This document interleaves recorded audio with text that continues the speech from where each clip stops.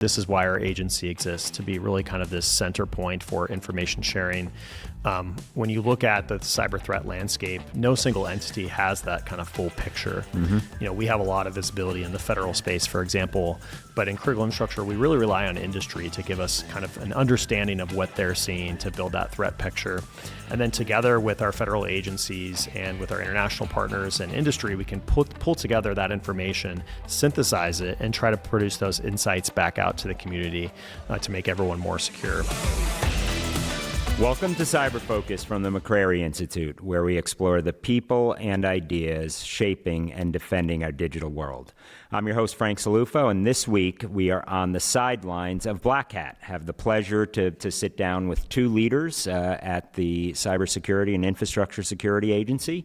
And this episode is audio only. Just wanted to make it available to everyone because we're all here together. So I have Chris Butera, who is the acting director of the Cybersecurity Division at CISA, and Bob Costello, who is the CIO, the Chief Information Officer. So, gentlemen, we just got off the stage. Great discussion. Wanted to make it available to our listeners back at home, and thought we'd start with sort of lots of reporting of late on the future of CISA, the mission today, where it's going, and I thought it would be helpful to sort of put some context around this and any shifts you've seen and what does it mean for the future. We'll start with you, Bob. All right. Frank, thanks for being here. It was a great panel with you moderating and Chris. I think it's always great to get off stage and reflect a little bit. I think what I am most excited about, we talked about it a little bit, just our amazing workforce. The technical depth that is at CISA is very deep. And I'm really honored to work with some of the most experienced cyber professionals I think that exist anywhere in the world.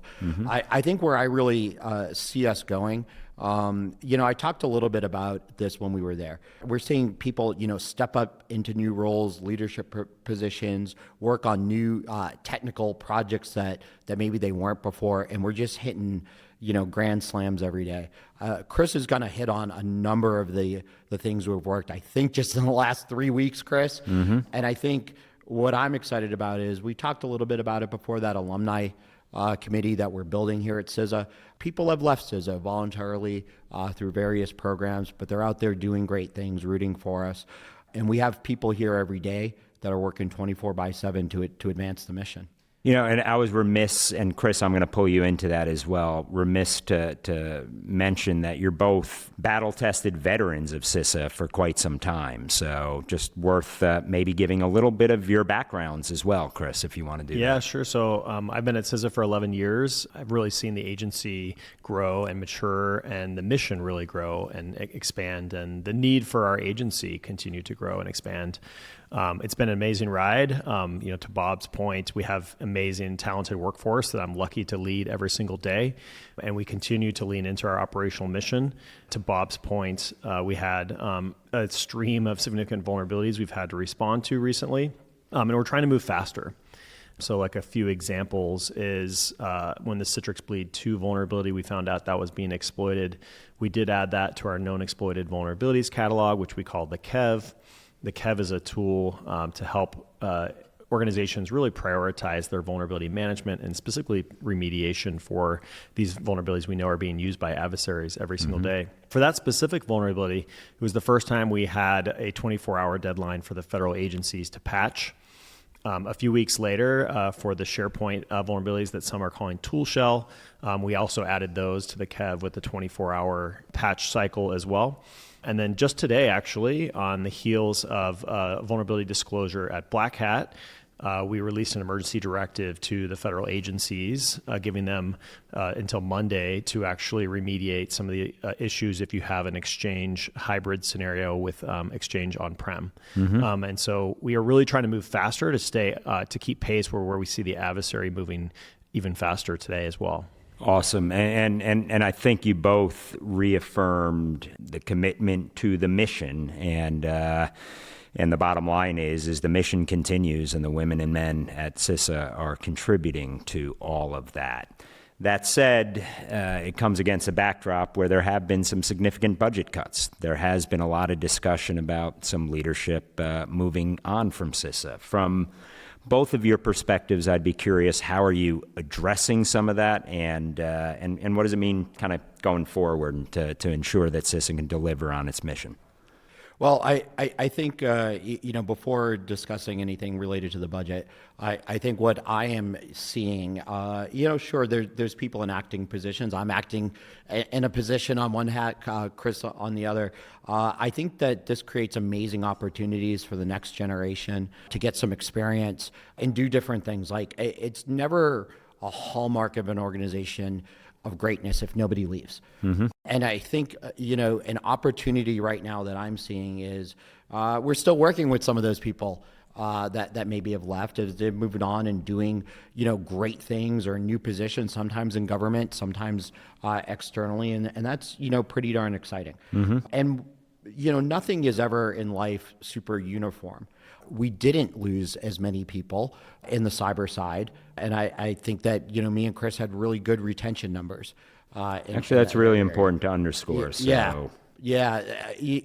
Nothing is uniform in life. And while those numbers might be out there and big, it wasn't those same levels of percentages. Chris, maybe pivot to you on some of the other aspects.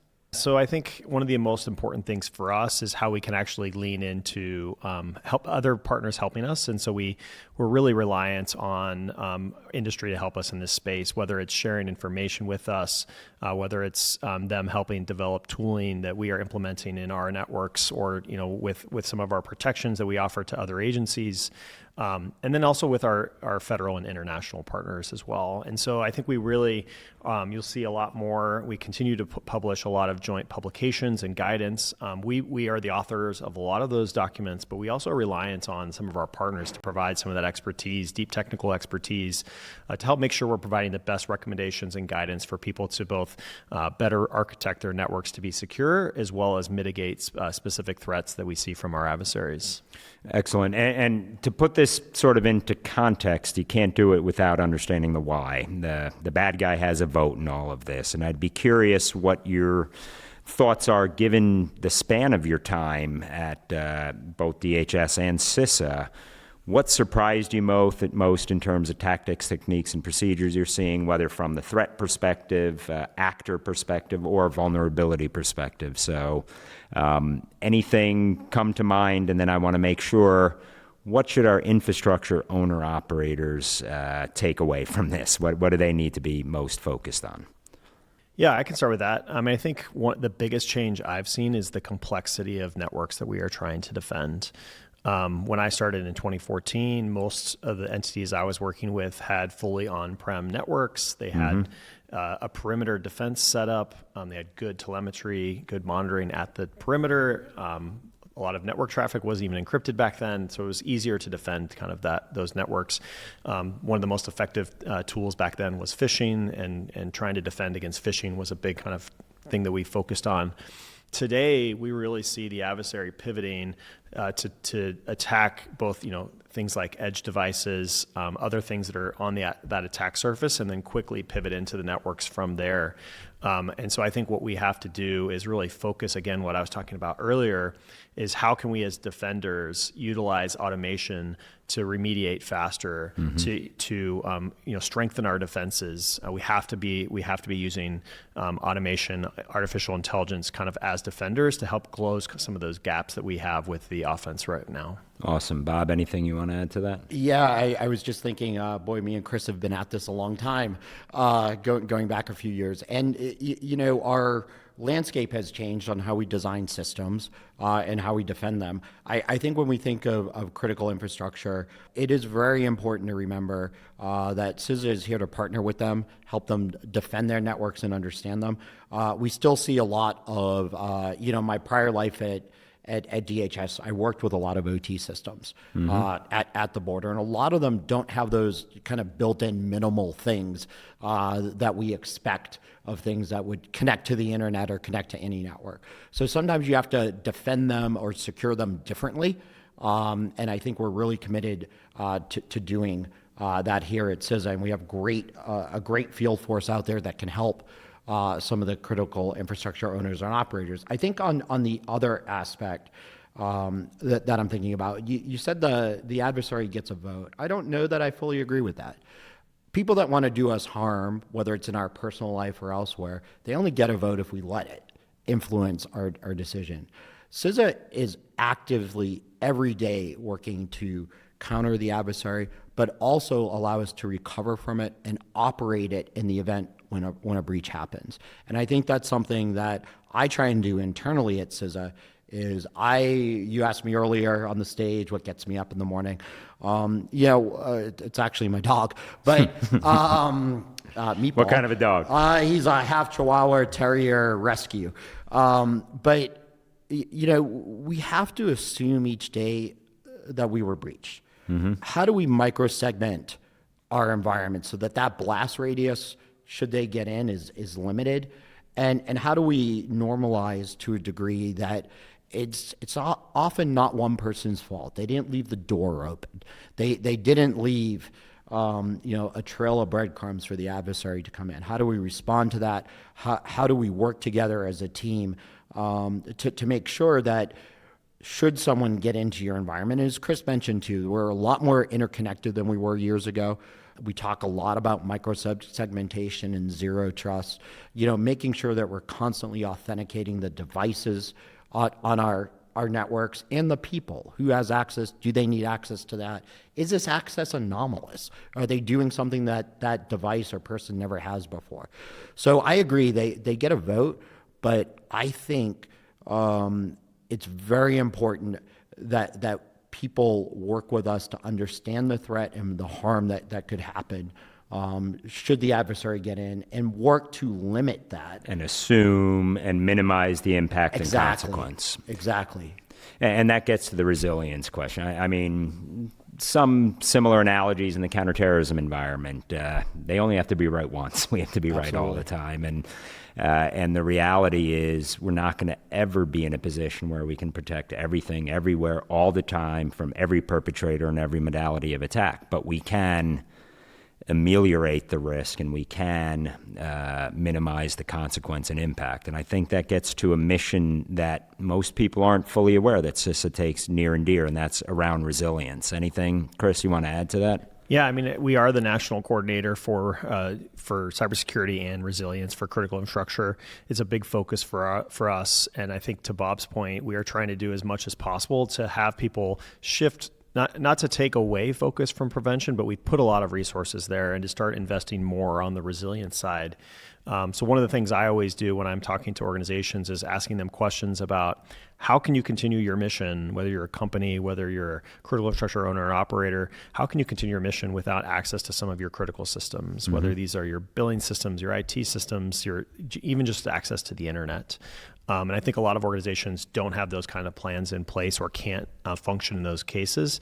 And so it's how can you build some of that resilience in ahead of time? And then the other piece I think I'd like to talk about is how do you actually, Bob talked about containment, and how do we talk about eviction and recovery? So you have to assume that you will be a target. The adversary will get in, and how do you actually minimize the impact that they will have on your organization? So one of the great resources that we just released last week, we released an eviction strategies tool. The first that we know of the kind that someone can actually log on to our website and actually map either an actual incident that they've had and the techniques the threat actor used to get into their network and achieve their objectives, or even to utilize specific TTPs that we publish in some of our advisories that we are aware of that threat actors are using. And then what that tool will do is we'll build a eviction and recovery playbook for our owners and operators to utilize for an actual incident, but you can also use it for planning, which is really great. Mm-hmm. So you can use that for a tabletop exercise to make sure your teams know how to do that. But you can also look at your IT infrastructure and say, am I ready to actually do these recovery exercises and eviction exercises? Because a lot of people aren't ready to take those steps in both a synchronized and efficient way. Mm-hmm. We see recovery taking a very long time and being very expensive for a lot of organizations. So we hope this tool can help people be more ready for cyber incidents. Great. And Bob, I mean, as a CIO, Do you heed your own advice? We do, and just to double tack on the eviction tool, it's really good. I don't get a lot of time to be hands on keyboard anymore, but I went through it. I'm like, this is amazing. Yeah, this is something that CISA's delivered that's usable, actionable at any really organization, large and small, and we do. In my office, our teams really want to make sure that CISA is seen as doing the right thing, heeding our own advice, but also kind of modeling that behavior if there is an incident, how we recover from it, how we operate in an environment where maybe one of our systems is down. How do we respond to that, and then how do we recover from it? Because it is really hard sometimes when you're in the heat of battle to understand who's on first. Little Abbott and Costello there. But I think what Chris is talking about too is like, you have to practice, you have to build playbooks.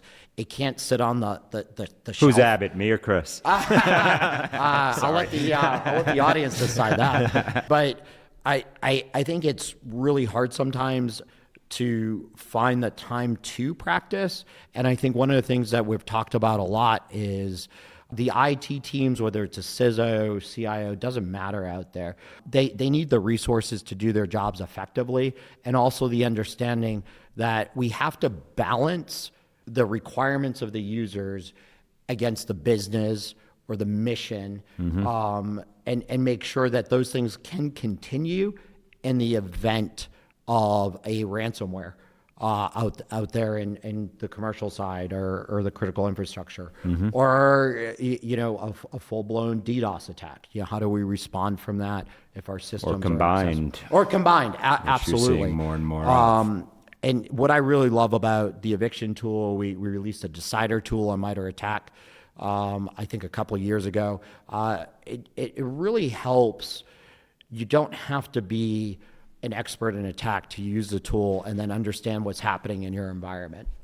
Awesome. And before we leave the threat landscape discussion, if you had to rack and stack nation states, China, Russia, Iran, North Korea, criminal enterprises, ransomware gangs or organizations or whatever you want to call them, how would you rack and stack that?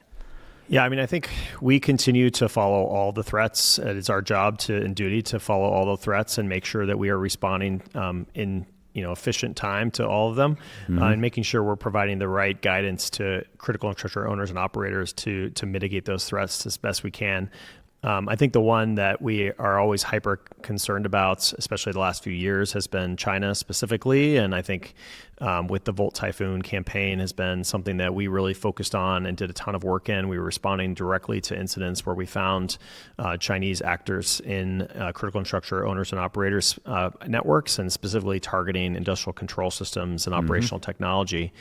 Control systems has been a huge priority for our agency for a very long time, and will continue to be a really high priority for our agency. And so for us, we want to make sure that we are continuing to provide the right guidance and support for critical infrastructure owners and operators to secure their OT networks, to make sure that they're, again, trying to minimize the effect that a specific attack on their networks can have, and how that can affect the different processes down in the control systems networks. I'm really glad you brought up OT, and you can't escape this podcast without a little double tap there, because it is the IT OT. It's hard for me to discern sometimes, sort of like physical cyber is becoming pretty blurred. But at the end of the day, you've got legacy technologies that are sometimes 20, 30 years old, but are being fielded by IoT devices and the like. And that just brings about a whole new attack surface, doesn't it? Absolutely. And so I think one of the things that we are trying to do every single day is remove some of those OT systems from the internet. That is a very critical step that we think that there are very few business cases where you should have an OT system connected directly to the internet. Many of these systems don't require authentication, or they don't use encryption. They're a lot of the legacy systems. And so one of the things that we are able to do, and we're very thankful for Congress for actually giving us this authority, is our administrative subpoena authority. And so when we, as part of our attack surface management team, they go out and look for these devices across critical infrastructure. And when we find them and we can't identify who the owner is, we work with the ISPs, and then we actually notify the owners that, hey, please get your OT systems off the internet. And we've had some really good success in that program as well. To date, we've already notified over 3,000 entities specifically for these OT systems. Wow. And we've had an 80% success rate in them actually removing the systems from the internet. That's great. I mean, and as Volt Typhoon made loud and clear, and not to put too fine a point on it, but from a public safety emergency management perspective and kinetic effect, OT matters, and it's and starting to see how it converges with IT. I think CISA is ideally situated to take that issue on. Fair? Absolutely. Good. So going on that public-private partnership, which, if I'm being honest, for years I've said long on nouns, short on verbs, but we're starting to see some traction here.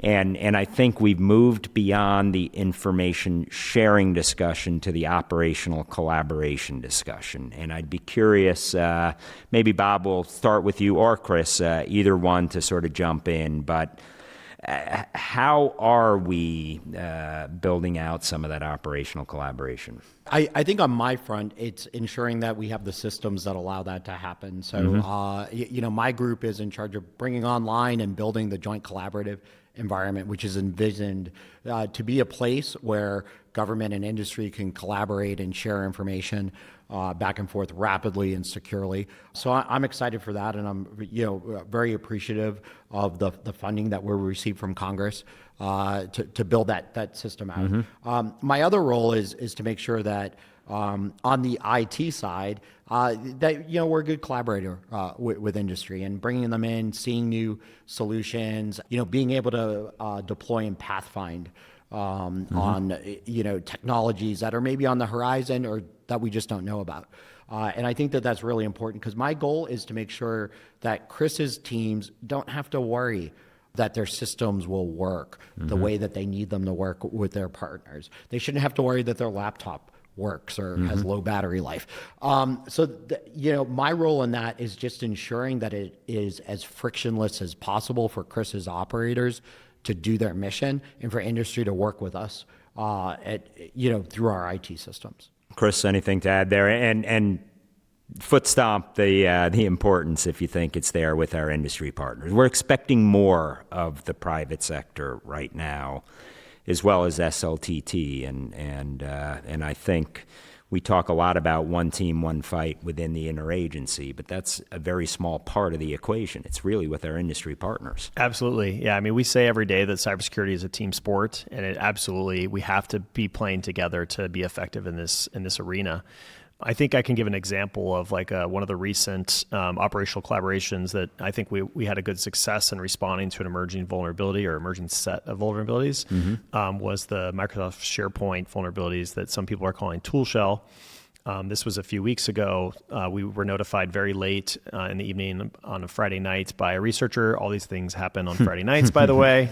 Our team loves to work weekends. And so we got the whole team spun up over the weekend. Our joint cyber defense collaborator, our JCDC team, was reaching out to partners very quickly, got in touch with Microsoft very rapidly. And in these situations, there's really kind of a fog of war at the beginning, because we were told by a researcher, we see exploitation on SharePoint. We didn't know exactly what vulnerability was being exploited, whether it was already one that was that we knew about, or whether it was a new set of vulnerabilities.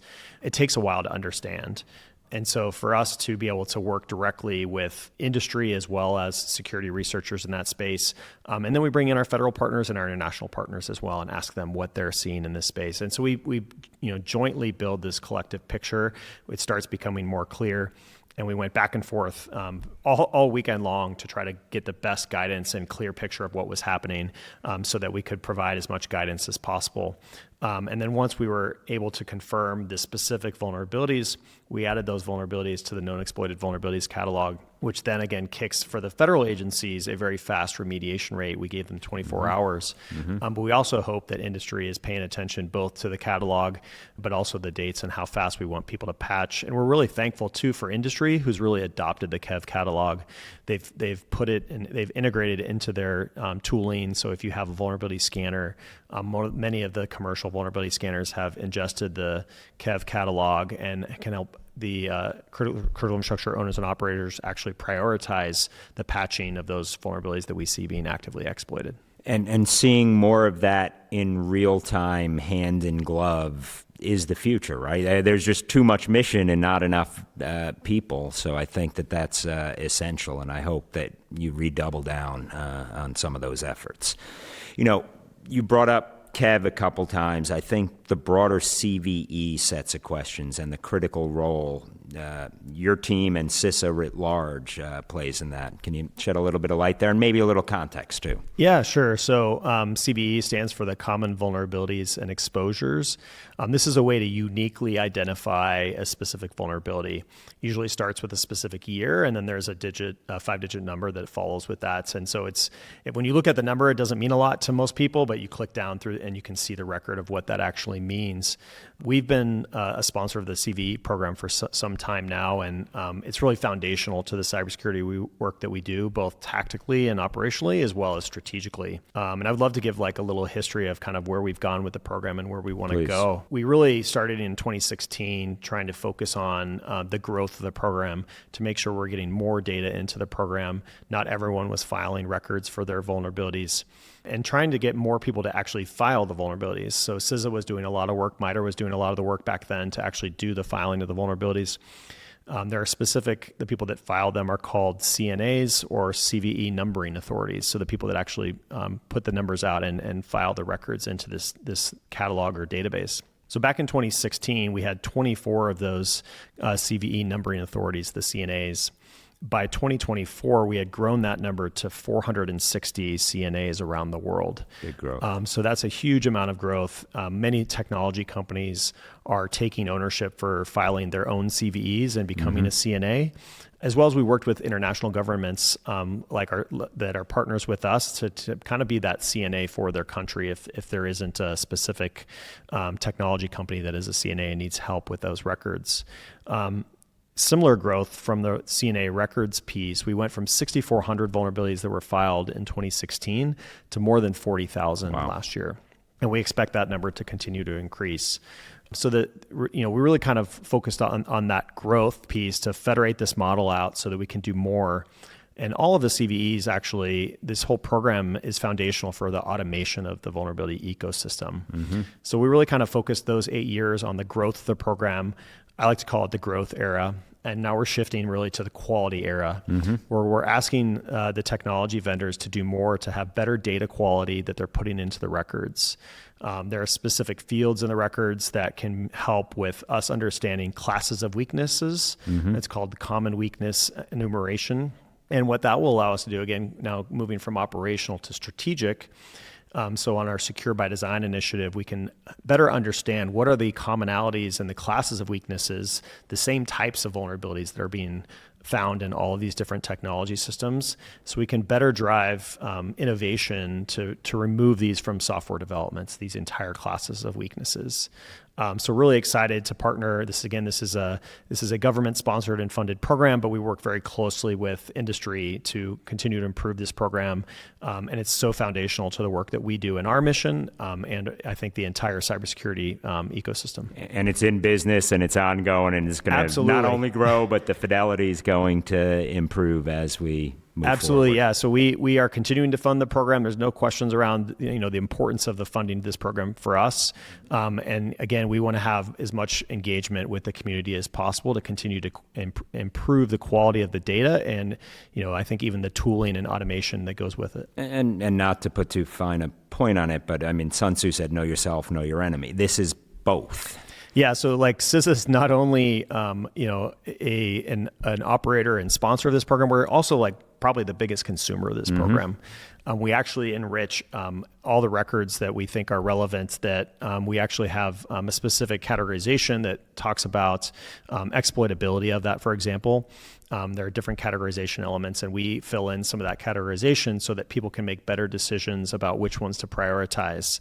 The KEV is another prioritization mechanism, but there are other ways for people to prioritize vulnerabilities within their ecosystem, and we continue to try to give people as much data as possible, both for automation but also for decision making. Chris, that was great. That was a masterclass, I think, on something that really is important. Bob, I mean, automation in particular, how is it you are taking advantage and exploiting innovation, automation, and the like? Well, I think as Chris, and that was awesome, but I think what you're hearing is too, just the volume has increased over the years, and it's hard to keep up with it. You cannot do it without automation. So the work that industry has done to ingest either the KEV or CVEs or some of these other vulnerabilities databases into their tools is, really enables us on the IT front to understand, what's in our environments.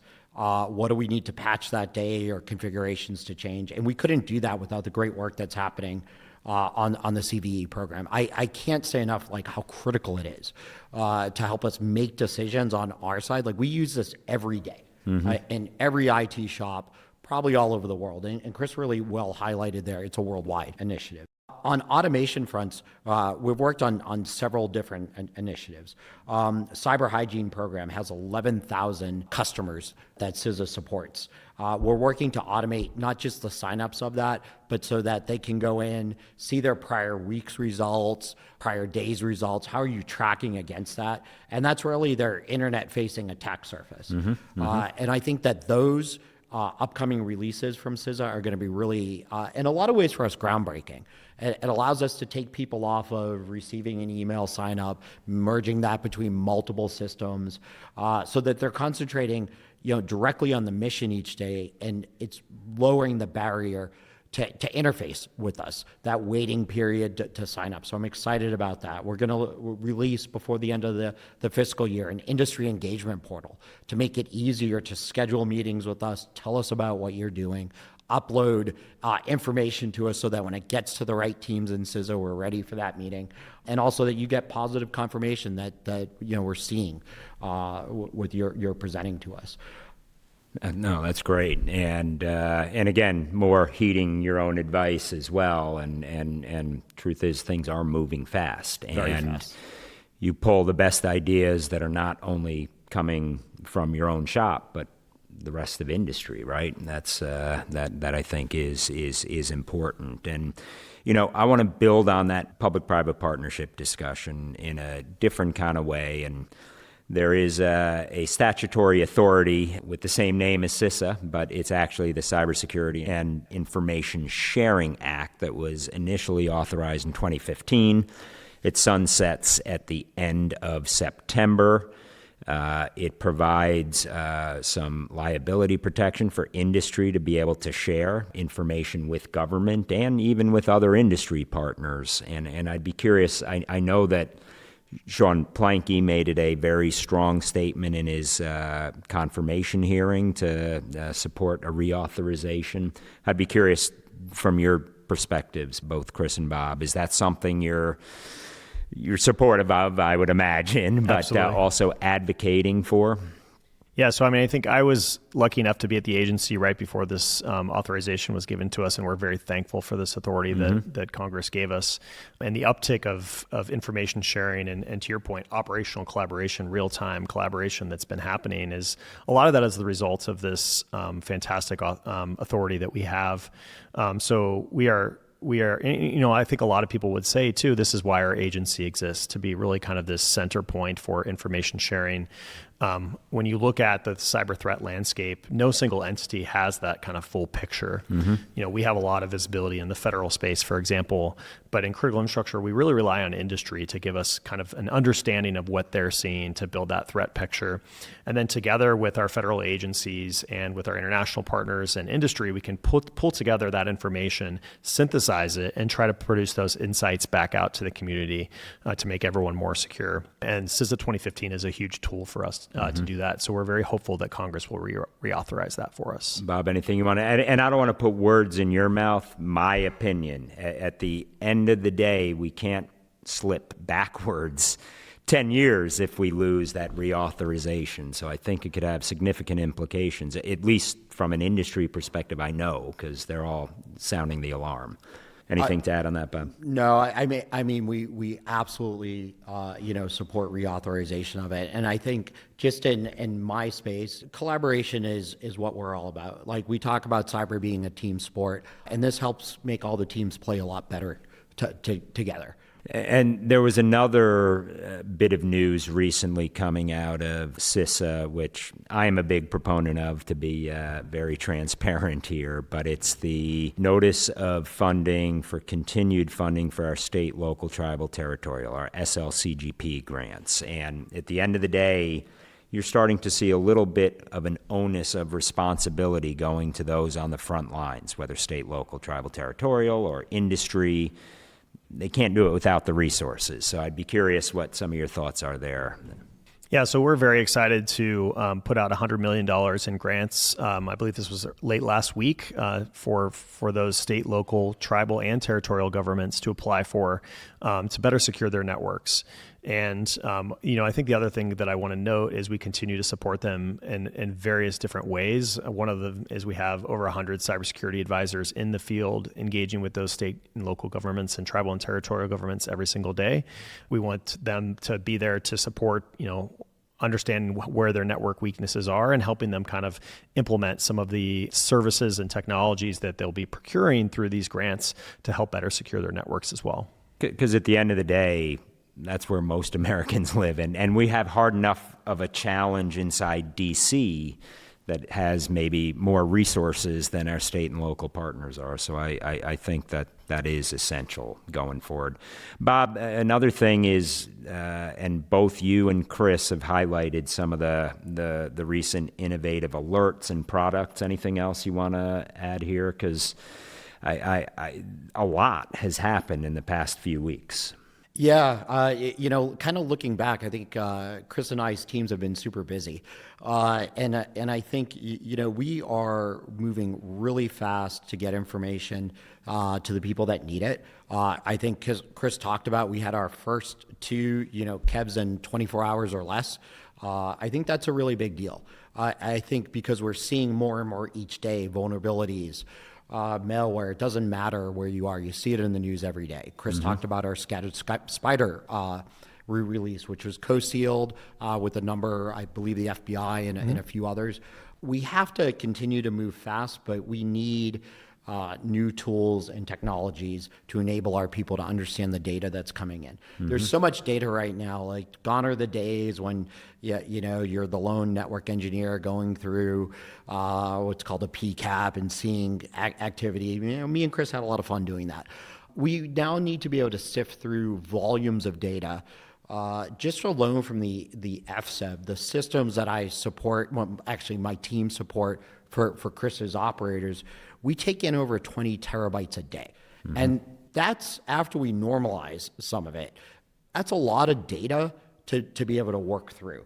So I'm excited for some of our deployments on generative AI and other technologies just to help us enable the operators to understand the data they're looking at and the data that's important and be able to just help everyone respond a lot faster. Chris, Bob, what questions didn't I ask that I should have? I think one of the things we didn't talk about was supply chain. And so I think everyone needs to be thinking, I think we are all super reliant increasingly every single day on our different technology supply chains and physical supply chains. But like specifically for the hardware, software, firmware, all across the board. All across the board, right? And so there's a few things there. I think we want people to really take, close eye on what they're actually procuring. We put out some guidance last year called Secure by Demand. It is really kind of how we take our secure by design work and make people have informed procurement decisions. Asking a lot of questions from your vendors to make sure that they are developing their software securely, as well as being a good steward and citizen of the cybersecurity ecosystem. So, to that latter point, standpoint, making sure that your vendors are, producing a coordinated vulnerability disclosure, a CVD policy publicly on their website so they can work with security researchers, making sure that they are signing up to be a CVE numbering authority and producing complete CVE records, and things like software transparency, where they will fill out a software bill of materials and such to make sure that they're being transparent about what the building blocks of their software is. So we really think that in making sure that you're also taking care of your supply chain, and that's from the procurement standpoint. But also, if you're the big business and you're relying on other businesses, maybe not from a technology standpoint, but for your other supply chain piece, making sure you're helping them with their cybersecurity as well. Because if they get hit by a breach, it's going to affect your business as well, right? So most are still third-party breaches anyway. A lot of them are third-party breaches as well. So maybe you have technology connections. But either way, whether it's you have the technology connection or it's just a resource that they're giving you, and then they won't be able to give that resource to your company anymore to fulfill your mission, we want to make sure that you are helping those entities do better cybersecurity. And so CISA has a ton of free resources that we have available. We encourage you to engage with your supply chain to make avail of those free resources. Bob talked about our cyber hygiene vulnerability scanning service. That's a free service that we offer to over 11,000 organizations today. It's a very scalable service. Another one is we released a set of what we call the cyber performance goals. This is the minimum security requirements, kind of a baseline for cross-sector organizations to meet this minimum set of standards for cybersecurity.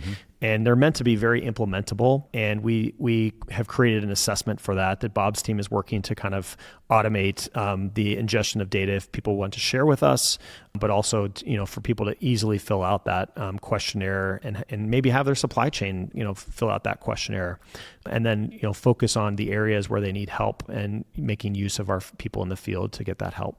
And just getting visibility across supply chains is really tough. And for those startups that are out there, being able to light up your systems would be a pretty good set of issues to go. And there's some great tools now that I think have to be utilized. But taking SBOM from an analog to a digital is where I hope we see things going there.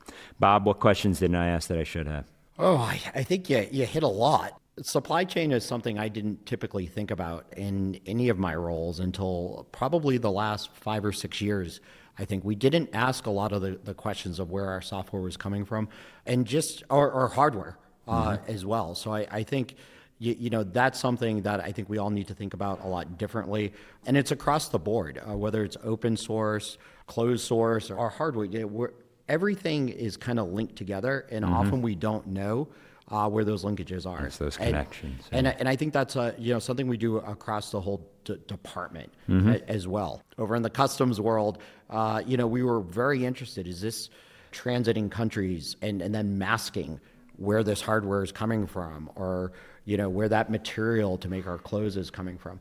And this can affect worldwide how we think of what goes into our products, the people that are manufacturing it. And I'm really concerned because, as Chris said, it can be very difficult to kind of ascertain the provenance of our software. Gentlemen, thank you. There's an old adage, technology will change, human nature remains consistent. I'm excited that you have the good guys fighting the good fight, and the women and men you lead at CISA are essential to this future. So thank you both. Yeah, thanks for having us on the show. We're very excited to be here, in Las Vegas this week to engage with industry and the community, and, really appreciate your partnership. Thank you. Bob, last word. Frank, thank you for doing this with us. I think, me and Chris are just deeply committed, not just to the mission, but every day, working with industry and our partners out in SLTT, to push forward cybersecurity each and every day. Thank you both. Onward and upward. Thank you for joining us for this episode of Cyber Focus. If you liked what you heard, please consider subscribing. Your ratings and reviews help us reach more listeners.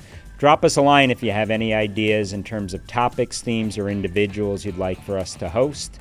Until next time, stay safe, stay informed, and stay curious.